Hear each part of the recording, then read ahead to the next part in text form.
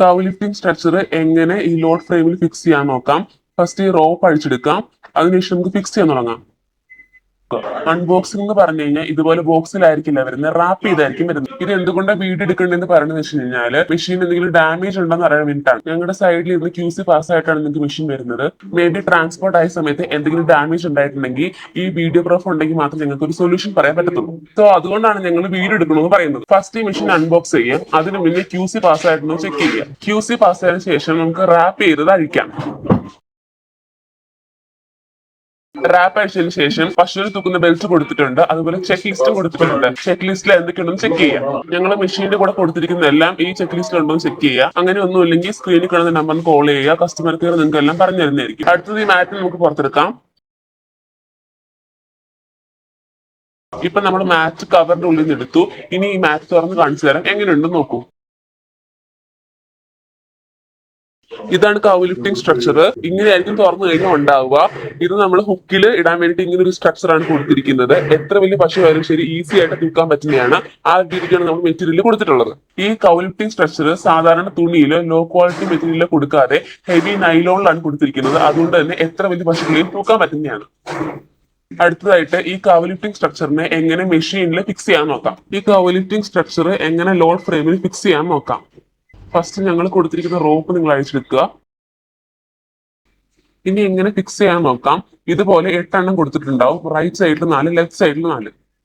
അതേപോലെ ലോഡ് ഫ്രെയിമിൽ കൊടുത്തിട്ടുണ്ട്. റൈറ്റ് സൈഡിൽ 4, ലെഫ്റ്റ് സൈഡിൽ 4. അതേപോലെ ഫിക്സ് ചെയ്തോളൂ. ഈ വീഡിയോയിൽ കാണിക്കുന്ന രീതി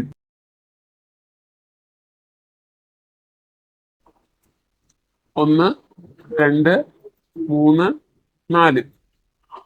ഇതുപോലെ മറ്റേ സൈഡിലും 1, 2,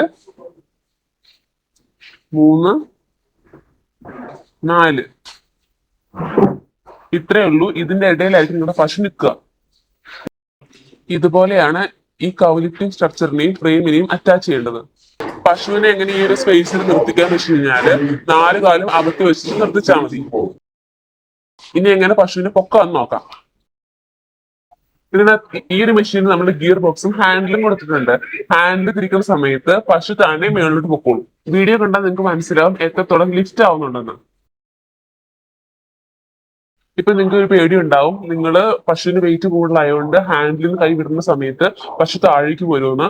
പക്ഷെ അങ്ങനെ ഒരു പ്രശ്നം ഉണ്ടാവത്തില്ല. കാരണം നമ്മൾ ഇതിനകത്ത് ലോക്ക് കൊടുത്തിട്ടുണ്ട്. ഈ ലോക്ക് നിങ്ങൾ എപ്പോൾ റിലീസ് ചെയ്യുന്നു അപ്പോൾ മാത്രമേ റിവേഴ്സ് ആവത്തുള്ളൂ.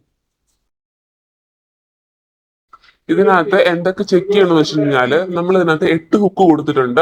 ആ ഹുക്ക് ഉണ്ടോ എന്ന് ചെക്ക് ചെയ്യുക. അതുപോലെ കവ് ലിഫ്റ്റിംഗ് സ്ട്രക്ചറിൽ നമ്മൾ ഹുക്കിൽ ഇടാൻ വേണ്ടിയിട്ടുള്ളത് കറക്റ്റ് ഉണ്ടോ എന്ന് ചെക്ക് ചെയ്യുക. അതുപോലെ ഫ്രെയിം വന്നിട്ട് ഈക്വൽ ആയിട്ട് ഉണ്ടോ എന്ന് ചെക്ക് ചെയ്യുക. അതുപോലെ ഫ്രെയിം വന്നിട്ട് മേലെയും താഴെ ഇല്ലാതെ ഈക്വൽ ആയിട്ട് ഉണ്ടോ എന്ന് ചെക്ക് ചെയ്യുക. അറ്റാച്ച്മെന്റ് ചെയ്ത് കഴിഞ്ഞതിന് ശേഷം ഈ ലോക്ക് എല്ലാം കറക്റ്റ് ആയിട്ടുണ്ടോ എന്ന് നോക്കുക. ഇതുപോലെ ഓപ്പോസിറ്റ് സൈഡിലും ചെക്ക് ചെയ്യണം. ഇനി അടുത്തായിട്ട് നോക്കുന്നത് ഗിയർ ബോക്സ് ആണ്. അതായത് ഹാൻഡിൽ വിട്ട് കഴിഞ്ഞാലും റിവേഴ്സ് ആവാൻ പാടില്ല. അങ്ങനെ ആയി കഴിഞ്ഞാൽ ഉടനെ തന്നെ ഈ സ്ക്രീനിൽ കാണുന്ന നമ്പറിൽ കോൾ ചെയ്യുക. ഞങ്ങൾ നിങ്ങൾക്കായിട്ടുള്ള സപ്പോർട്ട് ചെയ്തു തരുന്നതായിരിക്കും. അടുത്തതായിട്ട് റോപ്പ് ചെക്ക് ചെയ്യുക. റോളർ കൂടെ എല്ലാം റോപ്പ് പോയിട്ടുണ്ടോ ചെക്ക് ചെയ്യുക. അതിനുശേഷം ക്വാർട്ടർ പിന്നും കറക്റ്റ് ആയിട്ടുണ്ടോ ചെക്ക് ചെയ്യുക.